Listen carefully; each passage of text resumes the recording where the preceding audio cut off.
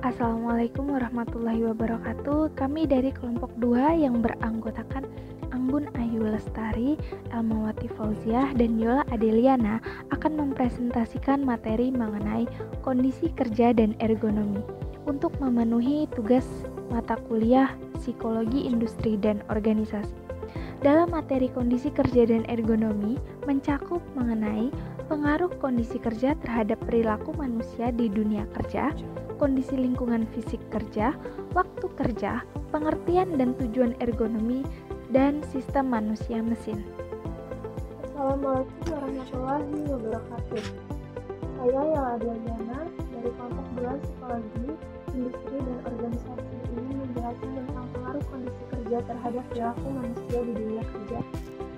Kondisi kerja ternyata menempati posisi yang dominan dalam mempengaruhi kinerja pegawai. Lantas, bagaimana kondisi kerja mempengaruhi perilaku manusia di lingkup kerjaannya? Kondisi kerja yang teraktualisasi dalam keamanan dan keselamatan kerja seperti jam kerja, fasilitas kerja, dan suasana kerja dapat meningkatkan kepuasan kerja tenaga kerja. Kondisi kerja yang lebih baik juga dapat meningkatkan kinerja tenaga kerja dalam hal kualitas yang jauh lebih baik. Contohnya seperti apa? Contohnya misal di suatu pekerjaan, itu temannya di lingkup pertemanan pekerjaan itu sangat mendukung untuk kita melakukan aktivitas dengan baik dan melakukan pekerjaan dengan baik. Itu pasti kita semangat untuk kerjanya dan semangat juga buat melakukan hal-hal yang baik di dalam dunia kerja. Misalnya kita bisa mendapatkan kreativitas juga yang baik gitu.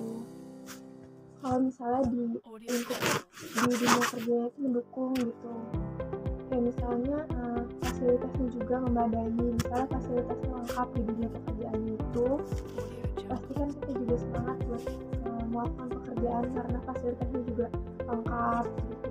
Terus misalnya suasana pekerjaannya itu aman, terus nyaman juga, jadi kita betah buat ada di tempat pekerjaan itu. Terus jam kerja juga yang teratur, tidak memaksakan untuk pegawainya untuk terus ada di tempat pekerjaan sampai larut malam misalnya gitu. Contohnya seperti itu gitu. Kalau untuk pengaruh perilaku manusia di lingkup kerja itu, ya lingkungan kerja itu juga harus baik, tapi kita yang kerja di situ juga pasti baik. Dan presentasi dari saya, materi yang bisa saya sampaikan, bila ada salah mohon maaf.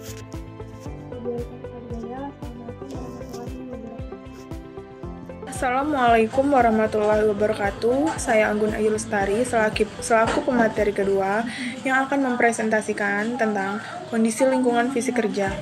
Di saat kita bekerja, lingkungan sangat berpengaruh penting dalam prestasi kegiatan sikap pegawai karena lingkungan yang nyaman akan membuat kita lebih fokus terhadap pekerjaan, seperti tempat yang strategis, kenyamanan lingkungan, seperti bisinya suara-suara, tempat yang aman tanpa ada kesulitan atau kesusahan, dan lain sebagainya.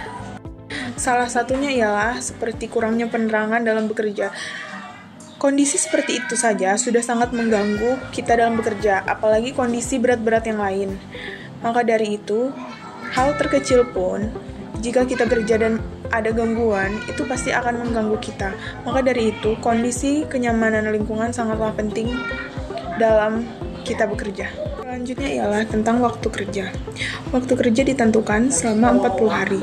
Jikalau para pekerja melewati waktu atau batas jam yang sudah ditentukan, maka para pekerja akan mendapatkan uang lebih atau yang disebut dengan pekerja lembur. Selanjutnya ialah tentang manajemen waktu.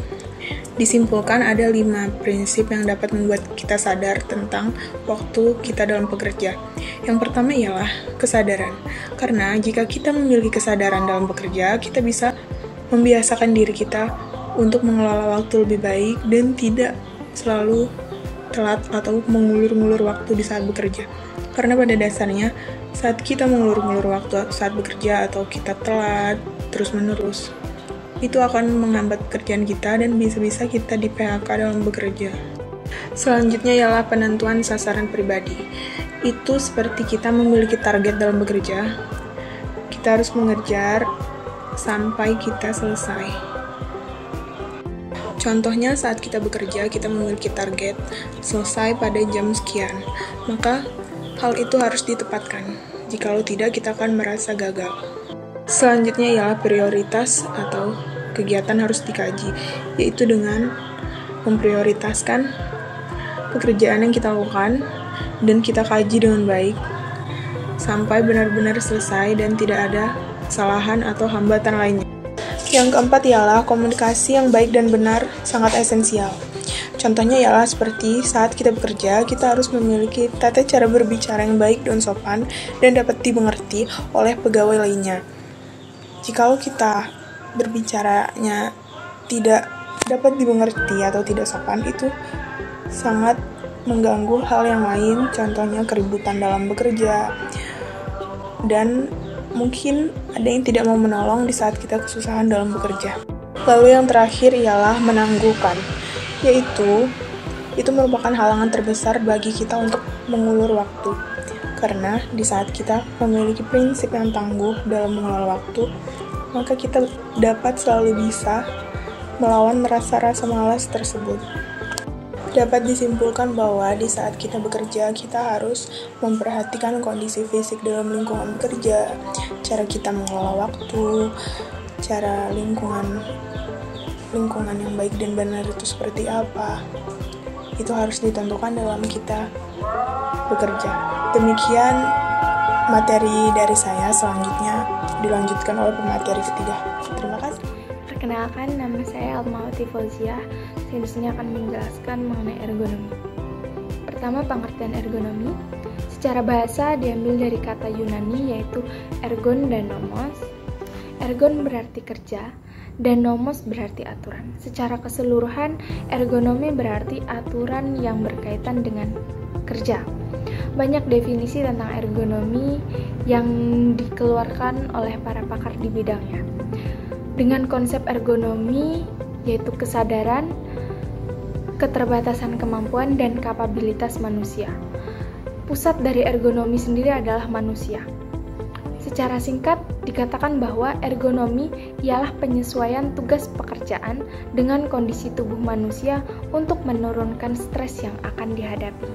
Dengan tujuan ergonomi, secara umum adalah untuk meningkatkan kesejahteraan fisik dan mental melalui upaya pencegahan cedera dan penyakit akibat kerja, menurunkan beban kerja fisik dan kerja mental, dan mengupayakan promosi serta kepuasan kerja. Dapat dipahami bahwa ergonomi ada untuk mengatur sistem kerja di suatu perusahaan. Secara singkatnya dapat memilih pegawai sesuai di bidangnya. Tujuan ergonomi seperti yang kita tahu untuk meningkatkan kesejahteraan fisik dan mental, tidak hanya untuk pegawai tetapi juga untuk perusahaan. Sebagai contoh, perusahaan ingin merekrut karyawan dengan kemampuan di bidang komputer. Tentunya dengan ergonomi, perusahaan harus mencari lulusan yang ahli di bidang komputer. Sedangkan ada lulusan di bidang mesin. Dia ahli di bidang mesin, tentu tidak bisa melamar pekerjaan di tempat kerja seperti perusahaan teknik komputer tersebut karena itu bukan bidangnya. Ergonomi ada untuk meningkatkan kesejahteraan fisik dan mental para pekerja. Dengan aturan itu, perusahaan dapat memilih orang-orang yang ahli di bidang yang dibutuhkan dan para pekerja mengerti kemampuan yang dimiliki itu bagaimana dan dia harus mencari pekerjaan yang sesuai dengan bidangnya. Apabila seorang yang ahli di bidang mesin tetapi bekerja di bidang komputer, dia tidak memiliki kesadaran perihal pekerjaan tersebut dan tidak ada kemampuan di bidang komputer tersebut, serta kapabilitasnya tidak ke arah sana, akan mengakibatkan penurunan kerja fisik dan stres akibat pekerjaan karena tidak sesuai dengan kemampuannya. Tetapi kalau orang yang ahli di bidang mesin tersebut bekerja seperti di bengkel, mengurus mesin-mesin produksi, mengatur permesinan, dengan kemampuan yang dia miliki, pekerjaan akan menjadi lebih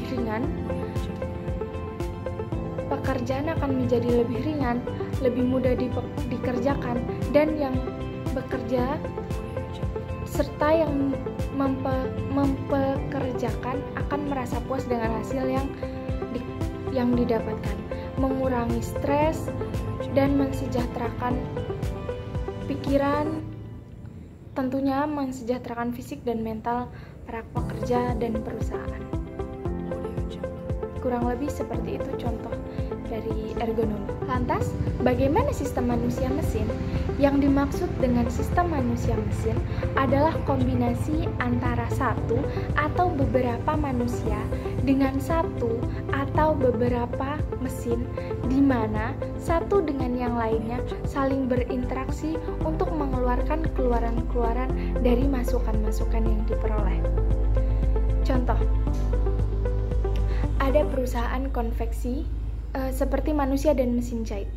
Ada perusahaan konveksi yang terdiri dari beberapa mesin jahit dan manusia yang bekerja mengoperasikan mesin jahit. Itulah yang disebut sistem manusia mesin. Manusia menggunakan mesin jahit untuk menghasilkan produk-produk dari masukan-masukan yang diperoleh. Masukan-masukan itu seperti bahannya, jarumnya, teknik menjahitnya, yang kemudian menghasilkan rangkaian kombinasi kain yang dijahit dengan menjadi sebuah pakaian. Kurang lebih seperti itu contoh sederhana dari pengertian sistem manusia mesin.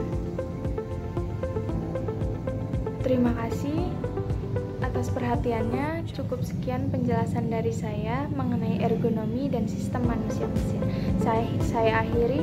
Wassalamualaikum warahmatullahi wabarakatuh.